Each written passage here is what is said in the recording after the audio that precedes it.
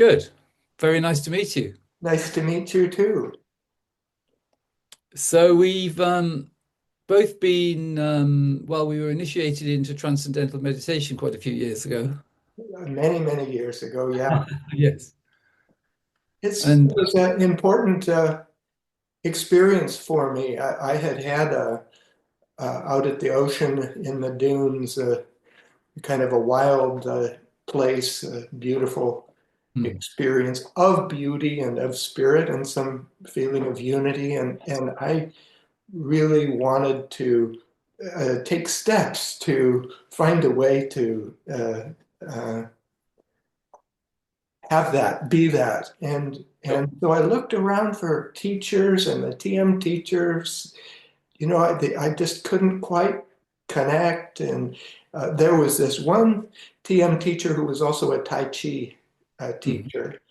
And so I went to his classes. And the first initiation meditation, I just dropped way in. It was just very quiet. And wonderful. and beautiful, and it was where I wanted to be. Mm, So that was the beginning mm. of a lovely Did you have chapter. some childhood experiences too? I did. I guess quite a bit when I was about 3 or 4. Mm, Um, I was a family of 6 children, so by the time I was 3 or 4, there was 4 kids. So I was kind of middle child, kind of lost middle child, and my mom would send me outside. And I have to say that my mom was absolutely treasure of a person, and we had have still a very loving bond Fantastic. that Yes. I Wonderful. appreciate so much. And so I'd go outside, and I remember, seeing the bee and the flower and the kind of the beauty in the relationship. The one time I remember I was in the sunshine down on the brick steps in front of our house, and I just kind of shifted into the space of awareness. Of course, I Mm, didn't call it that, no. but it was just sort of it's something that I noticed all through my life, which is just spontaneous transcendence, if you will, just Yes. sort of looking Where out the you're window, existing, like, is it where you're existing as a field of awareness and beingness rather than and then forms arising within that? Or a heightened, was it a heightened experience? it was an unusual experience. It felt special. Yes. Um, and I noticed this when I was sitting on the steps. I suddenly had the sense that if I moved my arm, it would change the lives of children in Africa.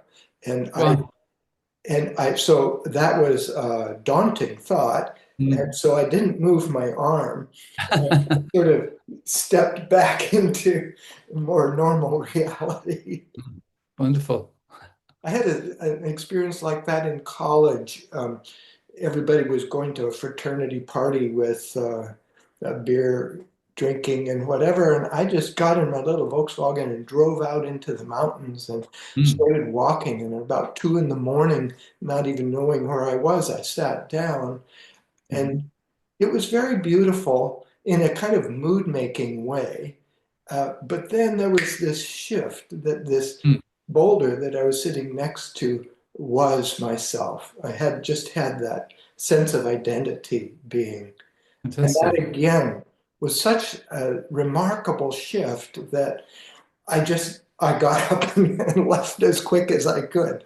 I didn't quite know I didn't have a context for it. Sure.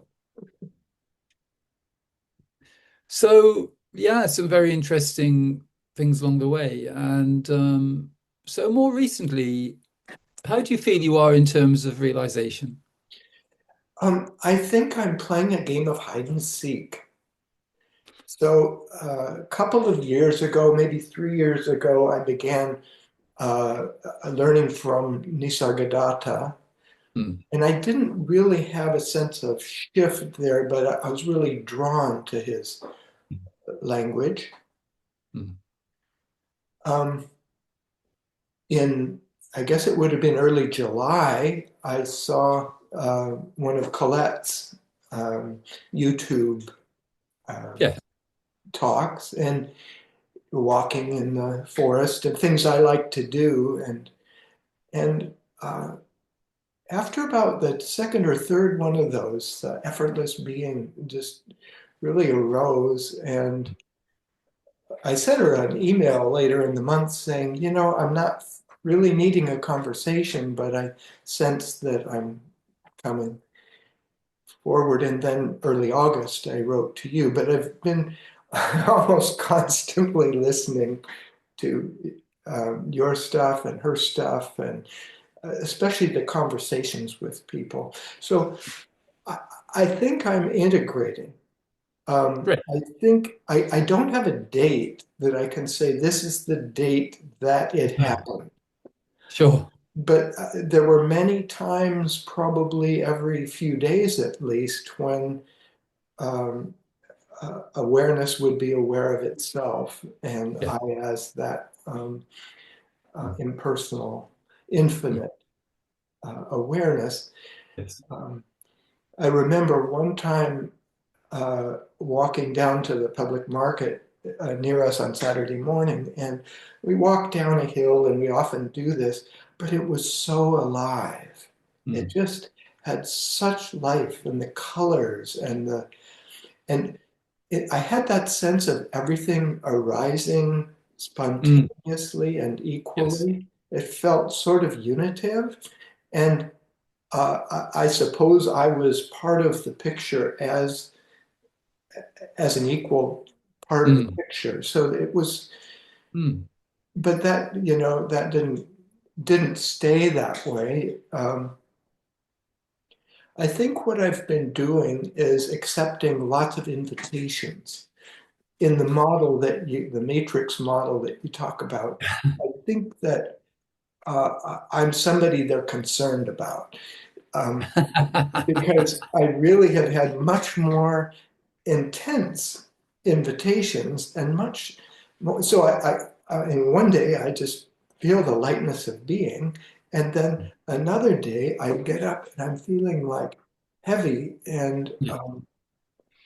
not concerned about anything, not exactly depressed, but contracted and heavy, Yes. and not even in my thoughts, but I can tell I've accepted an invitation. Sure. Sometimes in dreams, Mm, they get me in my dreams. They give me a dream on some issue that I've sort of worked through, but wow, I'm right in the middle of it again, as if for the first time. And yes.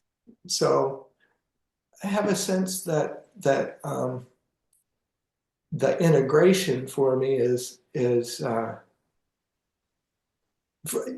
lovely, those lighter moments of Mm, and the expansion and mm, the sort of higher frequency of mm. experience Yes.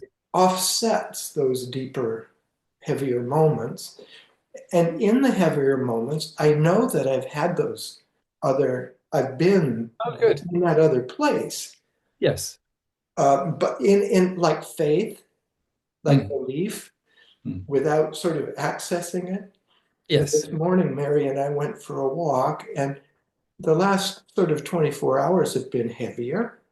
Hmm. And it popped in my head what Maharishi used to say, um, do less and accomplish more, Mm. nothing and accomplish everything.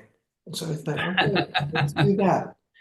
And I just opened into this beautiful um, awareness of itself and a flood of love and gratitude. And just, I was in this, it Mm. was, there was this beautiful awareness of Well, the way you being describe with others. experience as being a game of hide and seek is a really good way to see it because um, what we're experiencing really is a case of mistaken identity because all along we have remained as the infinite, impersonal, Yeah. timeless being. It's just that the dualistic realm is designed to divert our attention from the simplicity of what we are into the complexity of the human experience and to keep us engaged there energetically. And so you've recognized that, and it's very clear to you. What I would say with you, Bruce, there is, as there was for me, I think with meditation and with practices, because we've been fortunate to have deeper spiritual experiences, we we in some ways we're sort of expecting impersonal awareness to have a sort of heightened component. But the truth is that that really is the last domino to fall because infinite impersonal awareness is fully present in this moment. And because you're fortunate to be able to access more heightened experiences, the dualistic realm is trying to make it seem as though heightened experiences are necessary for there to be complete impersonal awareness. But that, in a way, is keeping the pendulum of duality swinging because the way things even out is by seeing that actually in every moment there is all there ever is infinite impersonal awareness. And then there can be heightened experiences, and there can be experiences which are more they see appear to be more mundane. But the dualistic realm is trying its best to keep you engaged, as you've noticed, because the uh, the clarity which is there, because there is already full knowing of your true infinite nature. It's just that the dualistic realm is trying to keep you engaged in the pursuit of heightened experiences where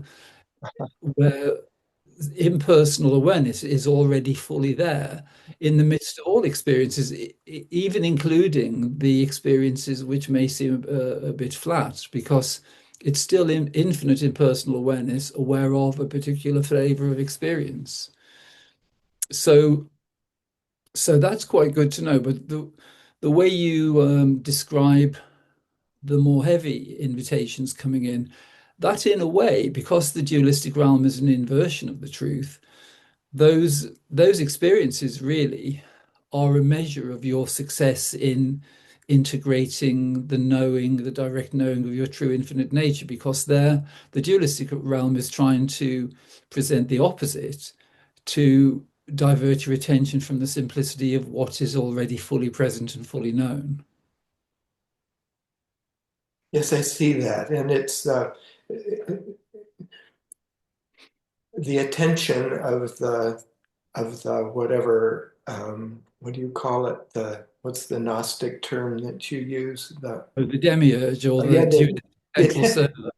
the attention of the demiurge has been awakened. Yes, And in the wider context, um, it's sort of like the infinite impersonal awareness is saying, okay, we're on a ride here, and this is going to work out very well. I'm going to yes, face some challenges in the process, yes, but you can have yes, some real strength in this exactly, relationship with exactly. being, Yes. in this knowing self as being.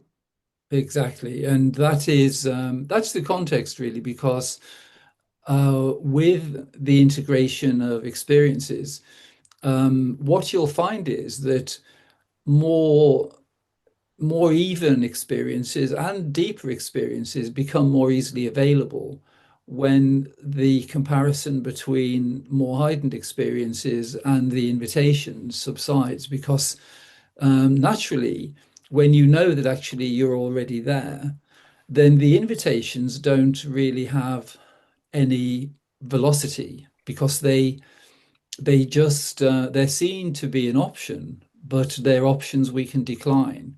And as you decline them more frequently, the invitations actually come to an end because, or at least we know how to deal with them. Because I think currently, um, you can see that there are invitations on a collective level and an individual level currently. Excuse me.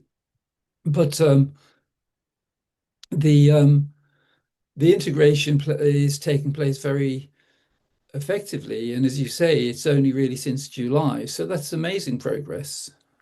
Well, thank you.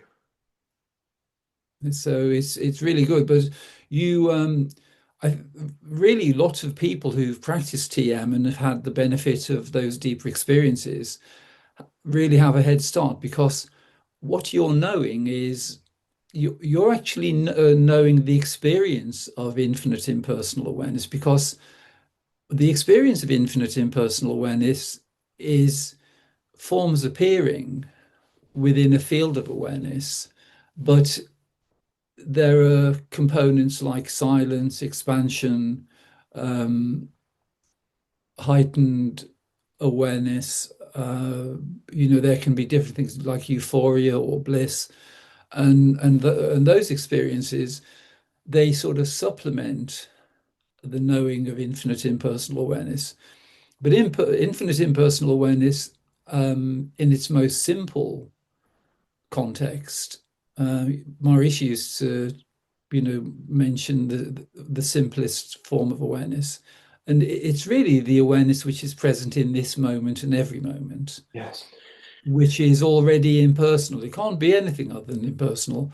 It's just that we have the option of playing in the personal realm and assuming the role of the person and playing that very effectively, which you've done, which has been a great experience. But all along, you've actually remained as the infinite impersonal being. You So never, this is so you never helpful. became Bruce, really. Yeah. I think that um, uh, I've been something of a junkie Yes, for deeper yes, and ecstatic yes, experiences in various yes, ways. And that's the measure of things. yes. My meditation now is, um, well, I'll sit still a couple times a day, Mhm. and I'm far away from any TM sort of pattern, Structure. whatever. Yeah, Uh, I'm lucky to get an Om in before I'm home. right. And and that is the infinite awareness. Yes. It's not personal. No. It's in one model within a person who's sitting on a Yeah. cushion. Um, but it's salvific, I mean, Mm. and Well, it's it's been there my whole life. So It, it's yeah, it is a bit of a comedy show, really, because if well, taking the TM model, the 15 minutes, or sorry, the 15 seconds or so before we introduce the mantra is infinite, impersonal, timeless, omnipotent awareness, and it's formless, and then we introduce the form of the mantra well, to then try to get that's what I go with. I mean, I just, it's all about the pratyahara. Close yes, the eyes, sit comfortably, close the eyes. And, yes, then that spaciousness, that yes, fullness is yes, just there. And yeah. so that's what I'm looking for in activity. I remember Maharishi saying one time, cosmic consciousness, what a horrible state of consciousness. It's so flat.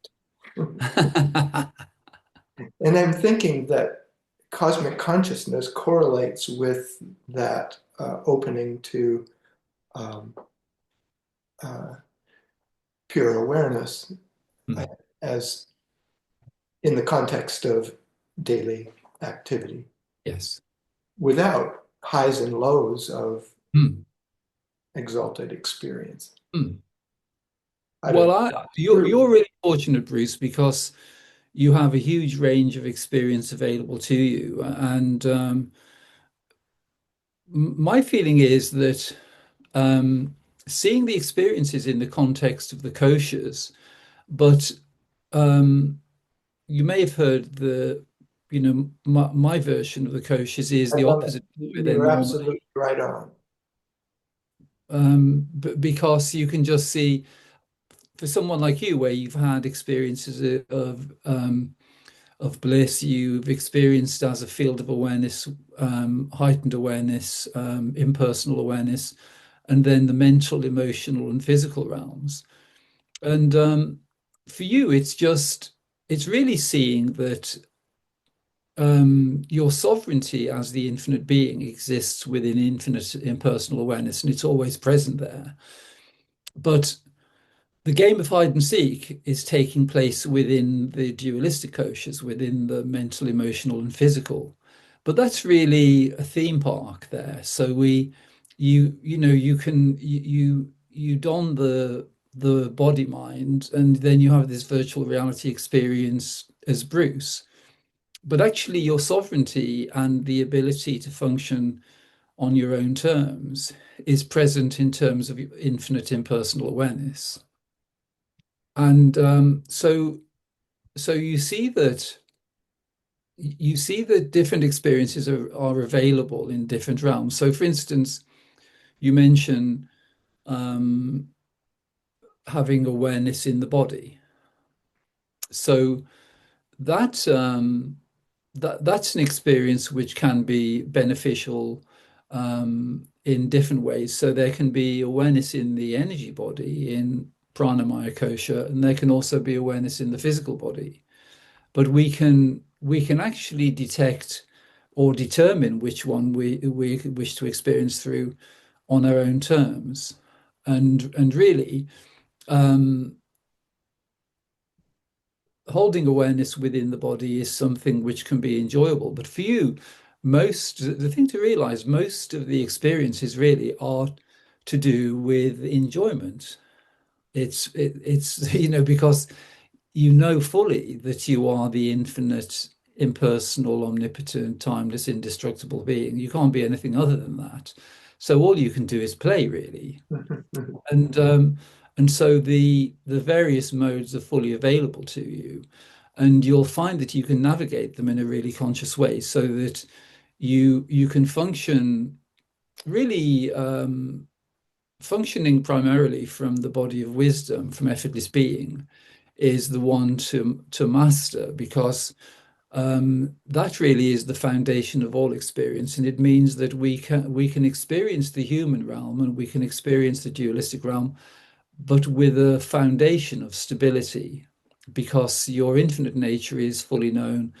You know beforehand that even experientially, you know yourself to be an infinite field of awareness within which all the forms are appearing. The infinite field of awareness is unchanging, and all the forms are ever changing. And knowing that, we can be prepared for any eventuality really in the dualistic realm, whether it's bereavement or change or anything really, because fundamentally that is all just appearing within the play. So so it's only a matter of preference for you, because the it's game over in terms of requiring any practice, because you've done all the practices. And actually the practices, you have practices which relate to each of the koshas. So the practice of maintaining awareness in the body, things like yoga asanas, that relates to the physical body. And then pranayama relates to the energy body, pranamaya kosha. Meditation relates to the mental body. And then you are already effortlessly, impersonally aware of all the forms appearing before you, um, where there's just complete and immediate functioning from impersonal awareness, which is available from moment to moment. That's a moment to moment option, really. And And then the more proficient and the more you stabilize that ability, then the more access there is to the body of bliss and all of the aspects of one's infinite nature, the higher functioning things like intuition, the siddhis, higher experiences are all available within there. And so for you, it's just rearranging things slightly because there's no benefit in any kind of seeking. And I'm sure you've recognized that. You recognize that it is just a little game of hide and seek, that there's no benefit in seeking because there's nothing missing. It's just that you have a wide range of options, and experientially, you've become proficient at experiencing in each of the koshas.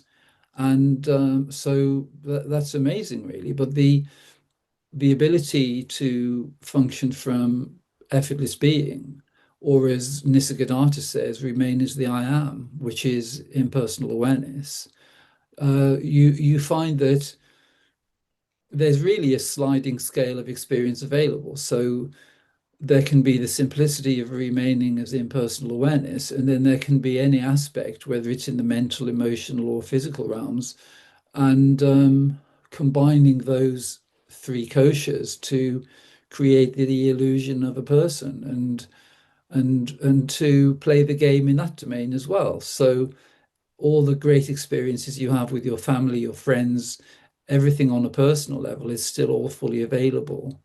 And you can still experience in that way fully. But there is also, with integration, there's the ability to remain more aligned with impersonal being. But actually, you've already done that because you're the nature of, because you've looked at lots of things, you have a fundamental humility in the way you function. And so there your natural alignment actually is with impersonal awareness. And even though you've achieved lots of things in the world and you've helped lots of people too, it hasn't been in a way where there's been overinvestment in the personal realm. So it's yeah, amazing really just to see how clear it is for you. On that last point, I found after some years practicing medicine, and it was true also in ministry and also in the consultations I do, that spontaneously I bring a not inauthentic persona into the conversation. Exactly, yeah. And the one who is the infinite I Yes, self is yes, rests uh, behind, yes, if you yes, will, the persona. yes. And When, and it feels like the way to do it. My guess is, as authentic as you are clearly coming to me, there may be a persona that is there as David Bingham. Anyway, if there isn't, that's fine. But that I have experienced that. yes. Yeah, well, it's that's the nice thing because, as Maharishi says, life is, it's a Yeah. 200% experience. So there's 100% of impersonal being and then 100% of the personal realm available or the dualistic realm. But it's great that the way you describe that because actually that just shows the ability to function from impersonal being, even in the midst of activity and when you're with other people. But it really demonstrates that the personal mode is something which you can just put to one side actually when you're giving consultations or when you're with people. But it's fully recognizing that because for each of us the challenge of the dualistic realm is that every aspect of it has been to try to reinforce the personal realm. So it's the idea that we're doing these things as a person, but because you're the sovereign being, you can actually decide, as on some level you must have done, to actually function from impersonal being. And that's when it's most effective and it just flows through you. In the same way, I'm sure, in medicine, the way you function is, where the knowledge sort of comes through you. It isn't something which is appearing on the level of the intellect. It's something which is coming from a much deeper level. Yeah. Uh, Often there's no technology that really applies, and yet yes. there is this moment of service, this moment of uh, I had older patients often, and I would check their pulse just as a way of, and then I would just keep holding their hand as we continued to talk quietly. And they thought I was checking their pulse. And in fact, holding their hand as a kindness. Yes. Yeah. Fantastic. Well, um, yeah, amazing. My feeling is that there is still a little bit in terms of your potential because there is still more potential available. It isn't to do with anything lacking. It's just that there are no upper limits.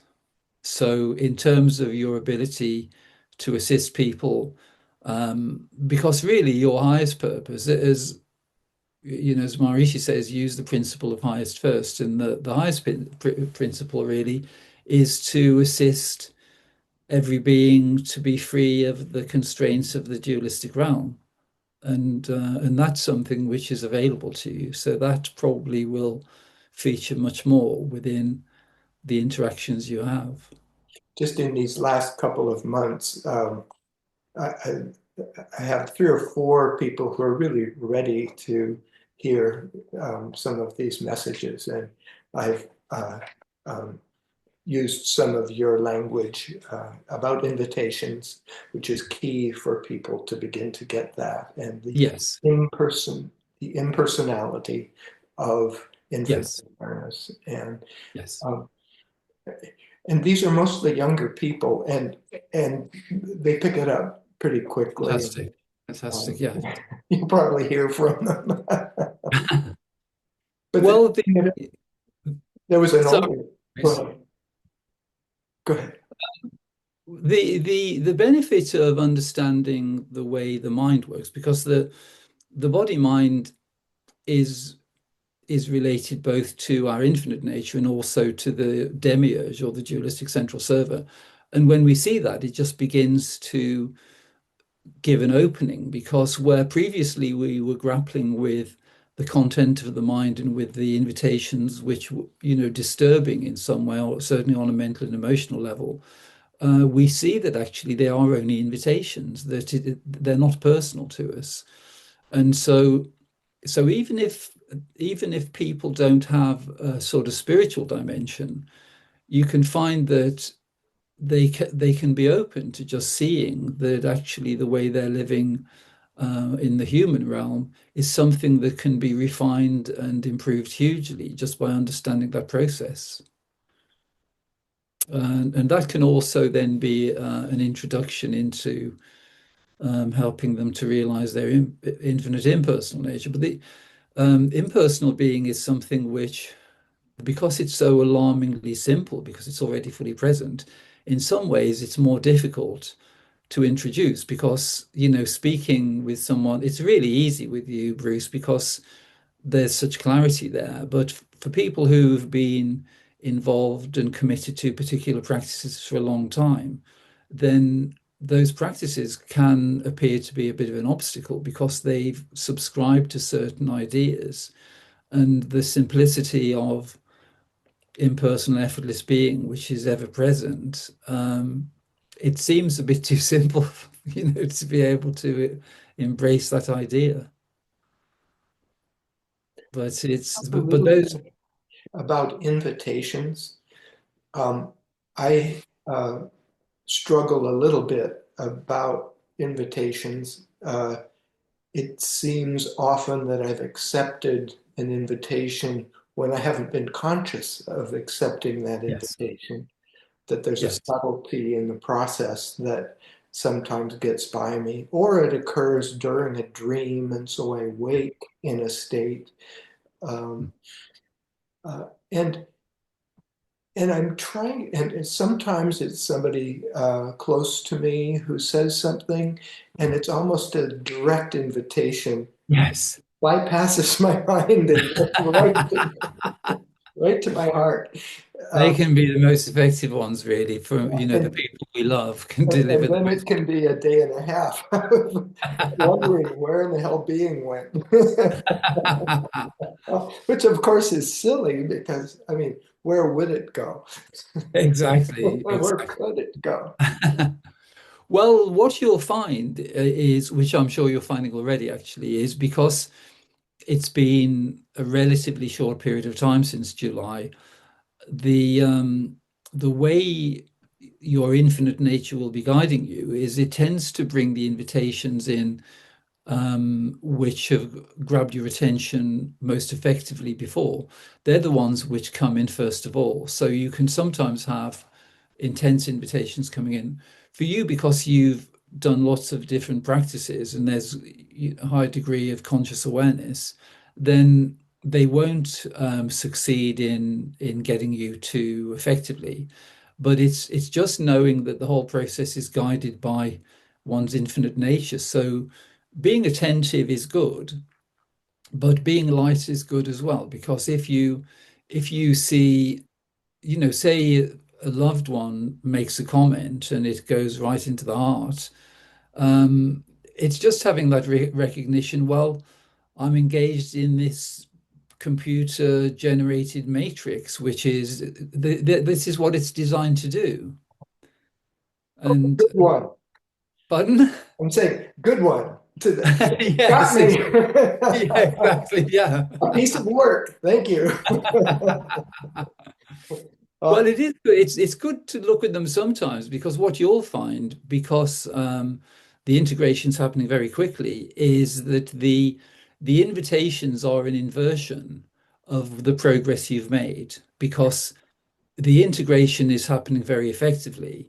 So the invitations are designed to try to put you off track. So sometimes, um, so if they're, well, just in a simple way, if there have been deep experiences of effortless being where there's just the recognition where it's completely effortless, silence, bliss, um, then the dualistic realm would respond to that by delivering an invitation into depersonalization. So it would look through the files of you, all your family members, and it would try to find the most devastating invitation to try to deliver, to try to put you intensely back into the personal realm. But so really you take that as a compliment though, because it's the intensity of the invitations is a measure of the success of the integration, actually. I had 24 hours of lightness just a couple days ago that was there in the morning, and I just kind of floated through the day. And Mary and I had a lovely day, lovely walk, a great time in the garden. Um, and then I went to bed thinking I'd go to sleep, and I was awake all night long. Wow. In the morning, I checked my Fitbit, and in fact, my pulse had dropped to its sleeping level, and I had a high Okay. sleep score. Mm. But through the night, I was just present. Mm. There was awareness of uh, kind of a musical sound Mm. in the awareness, and uh, I think that came up. I don't know if her name was Rhonda or one of the people that you talked with. You said, "Is there a sound in the environment that?" Mm. And she said, "Well, there's the tinnitus, Oh, and yes. I've never had tinnitus." Uh, No. but as she described it, and as she moved into the awareness with your guidance, and I, of course, was moving with her and you, Yes. and I could just hear that so loud and clear. And it reminded me of Colette has one of her talks where she said, silence can be so loud. And Yes. I just had the sense of this, and it was tinnitus being a medical condition. I Yes. resist the language, and it's more almost like the music of the spheres.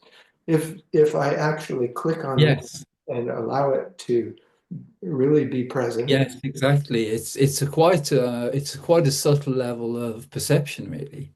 and it's always there. So it was there all Yes. night long, and Yes. and there was awareness of that, and I get shoulder pain at night because I've kind of worked a lot in the garden over a lifetime, Yeah. and Yes. so I get some arthritis, and there was awareness also of discomfort in my shoulders, so I toss and turn in a usual way, but it was all kind of lighter. And again, but Wonderful. then the next morning,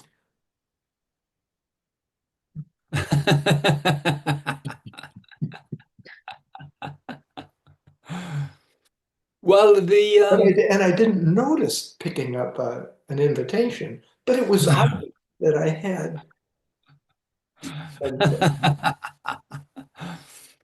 well, the way you're living your life is perfect, really, because the things you do, being with your wife, gardening, walking in the woods, they're all wonderful ways to just integrate in personal awareness because the the simplicity and the sort of frequency of those experiences because they're all very expansive. With gardening, it can be on the level of love. It can be on the level of unity. beauty, there's great beauty in it. Exactly. Yeah. Hands in the soil.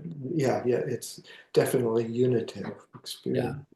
Definitely. And so in a way, you can see how the dualistic realm says, well, we can't do much during the day. He's got that pretty well sorted. We'll have to see what we can do during the night. Yeah, that really, I hear that. That's right. That's right. I have very active dream life, and it's often a lot of work.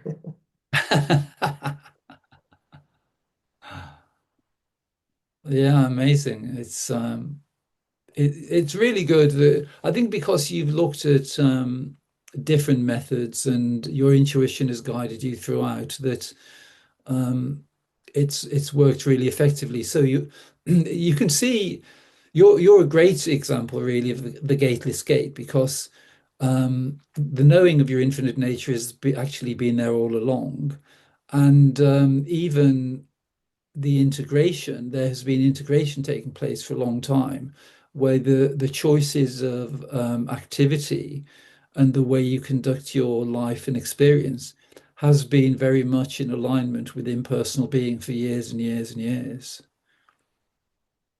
But there's just been a little bit of entertainment in the personal realm to try to keep you engaged, where there's been a little bit of seeking or something, but that's game over now, so that's great.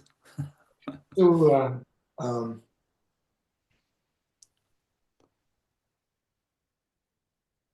I guess I can't say that the infinite impersonal awareness has a job to do. I mean, it will bring intuition as the unfolding of activity and thought and formation and Yes. um, uh, It's really seeing that every aspect of your life and every experience has been valid. So, however things will unfold from here, it'll be utilizing all the knowledge you already have, the skills, the circumstances, the people you know, and it's knowing that everything is already complete, and for your version to reveal itself, and just knowing that makes it very easy because all you then need to do, which is the opposite of the way we've been conditioned in the world, it doesn't require hard work and focus. It just requires that level of joy and lightness and ease and the way you're living your life at the moment. And you'll find that um, opportunities to be in service to one's infinite nature will become um, they'll become more heightened actually, and your ability to help people will just become, very profound. I think of a good way to ask my question, and that helps a lot. But this Bruce doesn't really have a lot of work to do here, No, right? no. Does Well, yeah, Bruce have to work on invitations?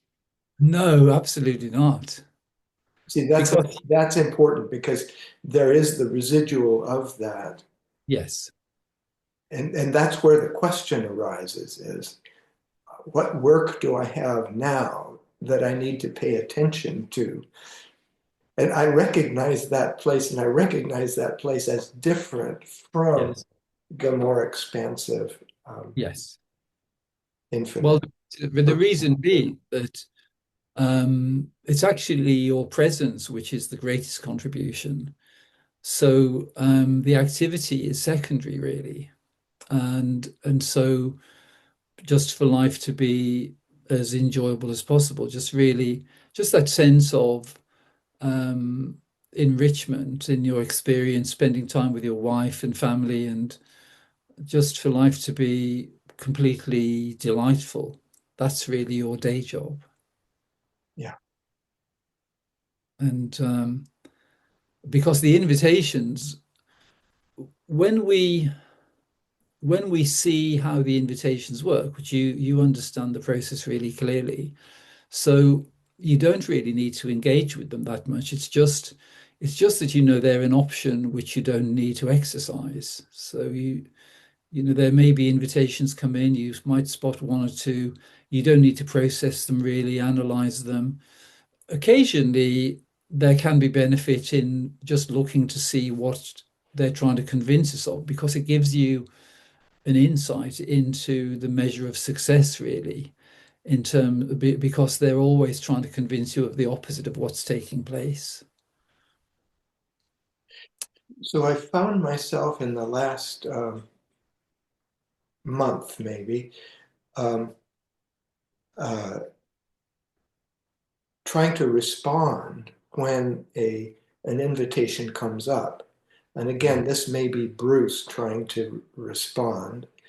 Um, but one sense I had is sometimes the invitation is just like noise, and, Yes. and I just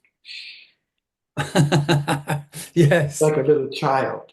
exactly. They are like noisy children, really, aren't they? Yeah. But sometimes they come on like a bull running in a field.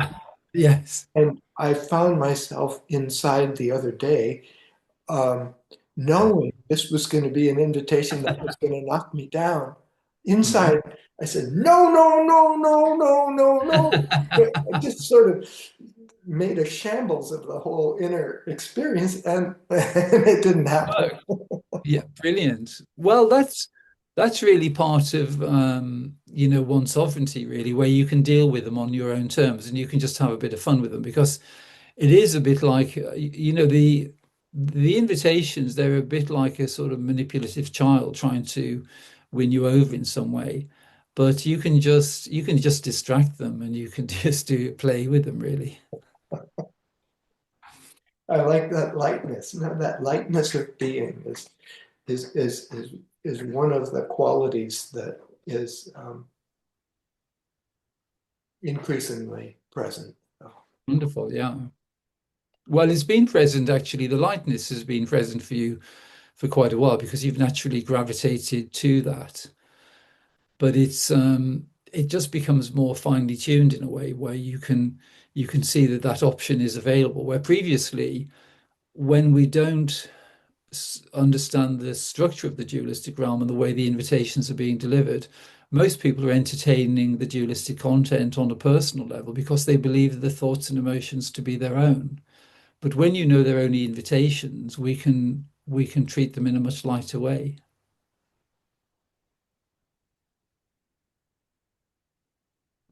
Fantastic.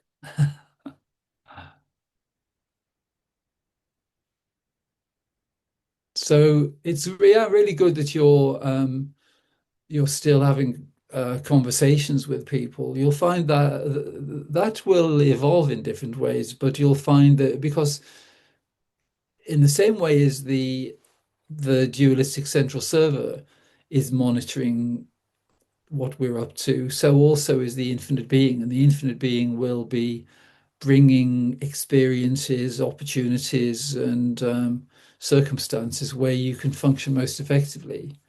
And that's all taken care of for you. So it's interesting to see how that works, I really. have an agent. Yeah, you have. Definitely. I wrote a book back when I was with Maharishi as a 24-year-old, whatever, Mhm. after medical studies. And the title of the book was Being Healthy. And after writing it as tapas each evening, just because there was nothing else to do, and I had got an introduction from Maharishi on it, and but I couldn't find an agent, and I couldn't, and I didn't, it was just vanity, really, and so I let it go. But it was a chance to really at least think about being Yes. and its relationship to a process of healing Mm. and about being as the fundamental law of nature. That, Yes. that is if there's a law to obey, it's Yes. the one you can't not obey. But, Yes. but waking up to that is leads to wellness and Mm. beingness. So Mm. anyway, Well, it's even writing the book at that time is valuable because you it was really a reflection of your education and conditioning because in the early days, um, we find, well, with mainstream education, it is designed to put us into the personal realm. But because all along you've been involved with spirituality and more subtle experiences, that never really took hold with you. That was it probably peaked around about the age of 23 or 24, and then it's subsided ever since. an imposter, an Yeah. imposter in the relative realm. Yes, exactly. It's good fun though when you just see that because you can see it was just a little role you were playing, and the that character was lots of fun. It isn't anything to be either embarrassed about or self-conscious about. It's just that's just the nature of the conditioning, and it's a lot of fun just to see it in that way. It's just a bit of fun, really. Yeah, and it goes from here. The fun continues. David, this has just been very fun to talk with you, and You too. I've had many conversations with you already in my processing and It's debriefing probably other people's time with you. It's been lovely. I think you're probably a permanent fixture in my sensorium as I continue well, to grow. actually, to some degree, but maybe probably the most important to realize is just to realize that one's own sovereignty is the most important because we do because we're the totality, we can have experiences where they're progressive, but there is a point at which you can just consciously accept one's own sovereignty and allow everything to come directly from one's infinite nature. So teachers and friends and that's all of that can be lots of fun, but actually um, never feeling that anyone is above you. No, nor below you. Oh, exactly, exactly, yeah, The yeah. sovereignty is not um, hierarchical, really. No, Sovereignty is there's only one. exactly, yeah, yeah, and it's so simple. Yeah. So thank you. Fantastic. Well, great to meet you, Bruce. Yeah, been delightful to have a chat. I'll join you in your classes at least when I'm available to do so. Thank you. Great. Yeah, it's they're good fun actually, and just they're an opportunity just to look at some topics, in a deeper way, because with conversations they tend to follow a particular pattern, but with the themes for the meetings, for the group meetings, we can look at them and but have lots of fun really. Yeah. Yeah, I was noticing that you opened the meeting with a unity meditation. I did want to ask you, is that a practice? Is it, it seems like, as I've sat with the ones that are on YouTube, that um, it feels like stretching a little bit, what is existence, what is silence? And Yes. Well, it is really, it is just a way to become familiar with more subtle aspects of beingness, and to actually see that unity is the only thing which is ever present, and seeing in that way, because people sometimes have ideas, oh, the world is inside me, but they they they sometimes misinterpret that idea and think that the world is inside the physical body, right. when the world is within the infinite field of awareness which they've always been. So it just So if I play with that, that wouldn't interfere in any way. no, it is just playing really. It's a little excursion, but Yeah, it's a it's walk in the woods. yeah, exactly. Good. Well, thank Yeah. you again.